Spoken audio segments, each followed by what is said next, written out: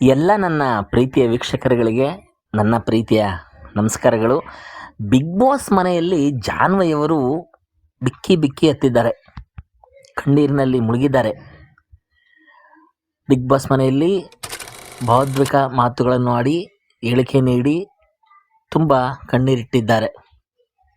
Big boss Kannada season 12 ಮನೆಯಲ್ಲಿ ಮತ್ತೆ ಭಾವನಾತ್ಮಕ ಕ್ಷಣ ಸೃಷ್ಟಿಯಾಗಿದೆ. ಇತ್ತೀಚಿನ ಎಪಿಸೋಡ್ನಲ್ಲಿ ಬಿಗ್ ಬಾಸ್ ಸ್ಪರ್ಧಿ ಆ್ಯಂಕರ್ ಜಾಹ್ನವಿ ಕಣ್ಣೀರಿನಲ್ಲಿ ಮುಳುಗಿ ಮಾತನಾಡಿದ್ದಾರೆ. ರಕ್ಷಿತಾ ಶೆಟ್ಟಿ ವಿಚಾರದಲ್ಲಿ ತಪ್ಪು ಮಾಡಿ ಬಿಟ್ಟಿದ್ದೇನೆ ಎಂದು ಜಾಹ್ನವಿ ಒಪ್ಪಿಕೊಂಡಿದ್ದಾರೆ. ಅವರು ಕಣ್ಣೀರಿನಲ್ಲಿ ಹೇಳಿದ ಮಾತುಗಳು ಎಲ್ಲರ ಮನಮುಟ್ಟಿದ್ದೇವೆ. ನನ್ನ ಅಮ್ಮ ಮತ್ತು ಅಣ್ಣನಿಗೆ ನಾನು ಅವಮಾನ ಮಾಡಿದ್ದೇನೆ ಅನಿಸ್ತಿದೆ. ಗೊತ್ತಿದ್ದು ತಪ್ಪು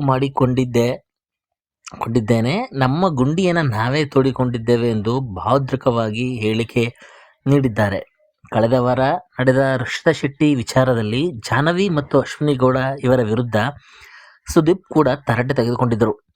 ಹೊಸ ಸ್ಪರ್ಧಿಗಳು ಇವರ ನಡೆಗೆ ಅಸಮಾಧಾನ ವ್ಯಕ್ತಪಡಿಸಿದರು. ಈ ಘಟನೆಯ ನಂತರ ಈಗ ಜಾಹ್ನವಿ ಪಶ್ಚಾತ್ತಾಪ ಕಾಡುತ್ತಿದೆ. ಅವರು ಮತ್ತೊಬ್ಬ ಸ್ಪರ್ಧಿಯ ಬಳಿಯಲ್ಲಿ ತಮ್ಮ ನೋವನ್ನು ಹಂಚಿಕೊಂಡು, ನನ್ನ ಫ್ಯಾಮಿಲಿ ನನ್ನ ಮೇಲೆ ತುಂಬ ಭರವಸೆ ಇಟ್ಟಿದ್ದರು, ಆದರೆ ನಾನು ಕೆಟ್ಟ ಹೆಸರು ತಂದುಕೊಟ್ಟೆ ಎಂದು ಅನಿಸ್ತಿದೆ ಎಂದು ಕಣ್ಣೀರಿಟ್ಟಿದ್ದಾರೆ. ಈ ವೇಳೆ ಕಾವ್ಯ ಮತ್ತು ಅಶ್ವಿನಿ ಗೌಡ ಅವರು ಜಾಹ್ನವಿಯನ್ನು ಸಮಾಧಾನಪಡಿಸಿದ್ದಾರೆ. ಬಿಗ್ ಬಾಸ್ ಮನೆಯಲ್ಲಿ ಈಗ ಜಾಹ್ನವಿಯ ಈ ಕಣ್ಣೀರಿನ ಕ್ಷಣವೇ ಚರ್ಚೆಗೆ ವಿಷಯವಾಗಿದೆ. ನಿಮಗೆ ಜಾಹ್ನವಿಯ ವರ್ತನೆ ಹೇಗನಿಸಿತು?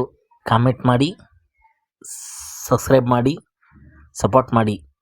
ಅಪ್ಡೇಟ್ಗಾಗಿ ಚಾನಲನ್ನು ಸಬ್ಸ್ಕ್ರೈಬ್ ಮಾಡಿ. ನಮಸ್ಕಾರ ಸ್ನೇಹಿತರೆ.